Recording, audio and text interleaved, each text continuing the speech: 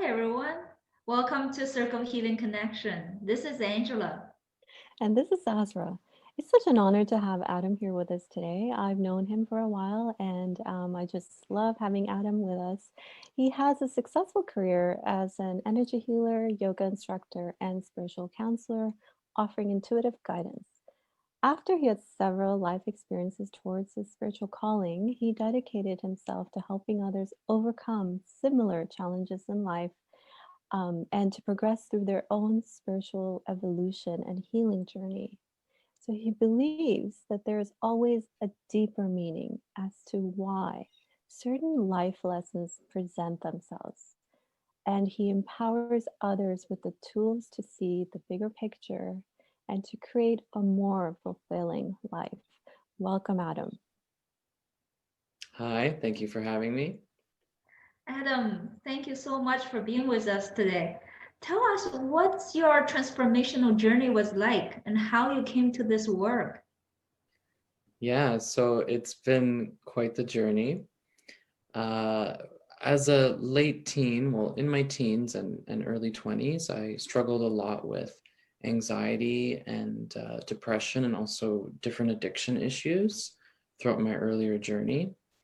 And the first thing that kind of opened the doorway to spirituality for me and the world of self-help was yoga. So I would practice and it would really help to get my mind off of things and also help me to feel more calm. So a couple different things happened in life and I was in a more of a low point. So I really at that point turned to yoga daily to help me manage with that and cope with that.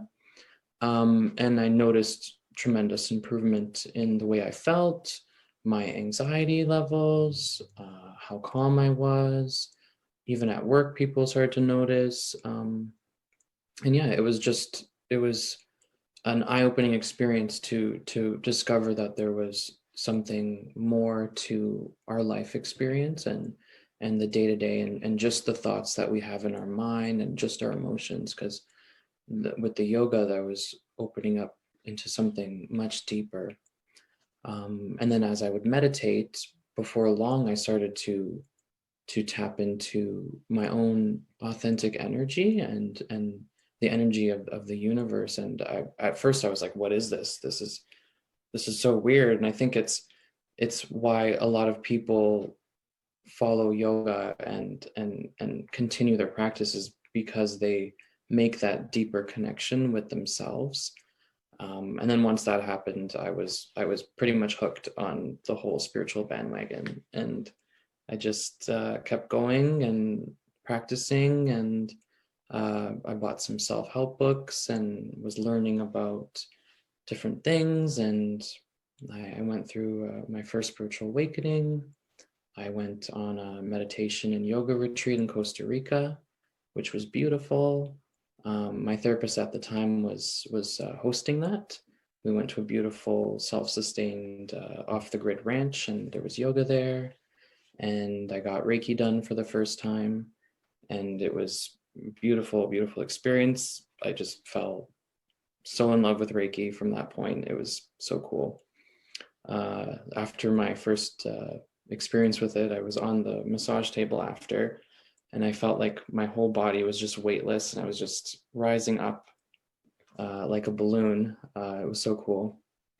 So then that to me validated that the spiritual experiences I was experiencing were all very real and valid. Yeah.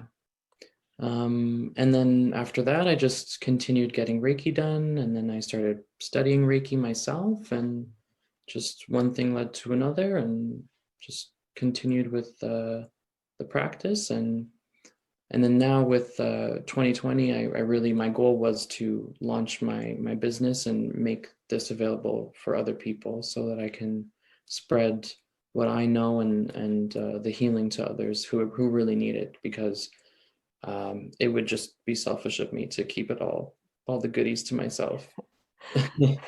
I would like be doing Reiki on myself and like get to points where I just feel so good and like basically just like heaven, and it's like, oh, I can't, like, people need this, like people need to experience this. And my whole idea for my business and what I do is it's merging heaven and earth. So it's bridging that gap and being that middleman between two worlds and bringing that healing and that knowledge and that wisdom and that love down to earth for all of us to experience and progress with and heal with and become better people. I really agree with you. And I also feel that many people are facing the challenges you faced in the beginning of your journey. So, how do you feel a spiritual connection helps with the healing process? And how would you recommend that people handle the challenges of opening up about their pain? So I feel like the spiritual connection really does help because it allows you to see deeper into things, like I was kind of explaining before. So when you have that more intimate relationship with yourself and with the universe, it helps along your life path because you feel more trusting in the process, whether as just kind of aimlessly moving through your experience, like kind of blindfolded. It gives you a deeper hold on things when you know yourself at that deeper level, and also understand more of like the laws of the universe, if that makes sense, without going too far off the deep end with the spiritual concepts. But yeah, it does, it takes time to discover that deeper meaning with spiritual practice, but all it takes is a willingness to explore and to connect with yourself. And then once you say, yes, I'm ready to go deeper, I'm ready to see what's under here, ready to explore more about myself and this experience and these issues or whatever, then things kind of unfold naturally. But I feel like it's definitely comforting having that connection with the universe and with yourself, because it's all interchangeable, right? So it's kind of like having an inner compass, right? So the more we practice and meditate and connect with ourselves, the stronger our inner voice becomes, and we're able to trust ourselves more and trust the journey of life more, and through the ups and downs kind of hold our middle ground and be that rock that we need ourselves to be for ourselves in those harder times. Thank you so much. That was great. How do you look at balancing life from a man's perspective? And what are some tools we can all use to gain a greater sense of balance? Like, what would be your advice for anyone who feels stuck in life, either stuck in 9 to 5 career or stuck in their own past memories, who may be unable to reach for their higher greatness? So I think the first thing I want to address is that uh, in our culture, there's a lot of stigma around our different roles as men and women, and what is acceptable in terms of emotional expression between both parties.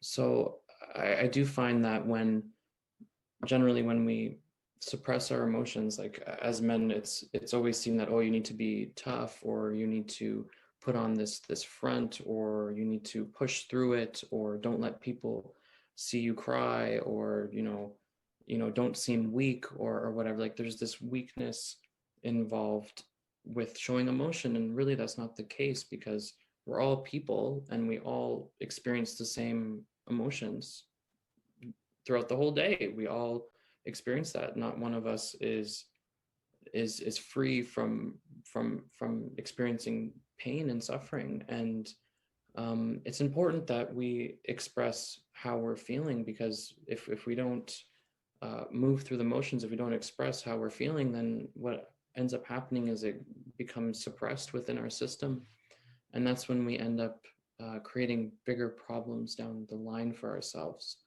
So it's very important to be transparent first and foremost with yourself and acknowledge how you're feeling. And if there's something wrong, it's going to keep bugging you throughout the day unless you stop for a moment and ask yourself, okay, where did this come from?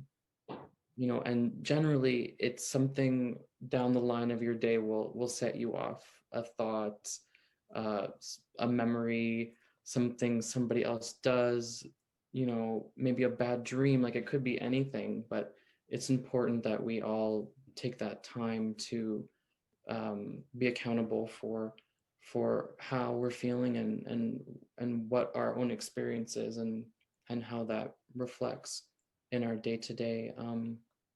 So in terms of seeking more balance, the best point that I have is implementing things in your day-to-day that bring you joy. So this way, it's not a hard task, because I feel like we're always overwhelmed, or we have so much on our plate with things that we need to do throughout our day, that saying, okay, I'm going to treat myself to something that I really enjoy doing, and that's going to help even the tipping scales here. It's going to bring more balance into my life. So for me, for instance, I love to work out. I just put on my music and work out. It's great for releasing emotions, energetic blockages, for releasing endorphins, for feeling better. So that's my time. That's what I love to do. So it doesn't need to be something spiritual. It could be something practical, more practical like that. Yeah, could be anything. So implementing self-care, something that you really enjoy doing, cooking, going for a walk, hobbies, music, that's really going to help get you into more of a flow state. And when we let go and we're in that flow state, we're able to rest and heal, and all that good energy comes back to us, and we recharge, and that's when we feel good. And when we're recharged and we've taken care of our own needs and our own self, then we're able to show up better for ourselves, for all our relationships, at work, in your family, everything. Yeah. Yeah, I completely agree that we have to embrace our emotions as well as focus on self-care. So to know more about how Adam can help you heal, you can go to circlehc.org or click our link below to book your first session with Adam. Thank you all for watching. Bye from now. Bye Bye. for now.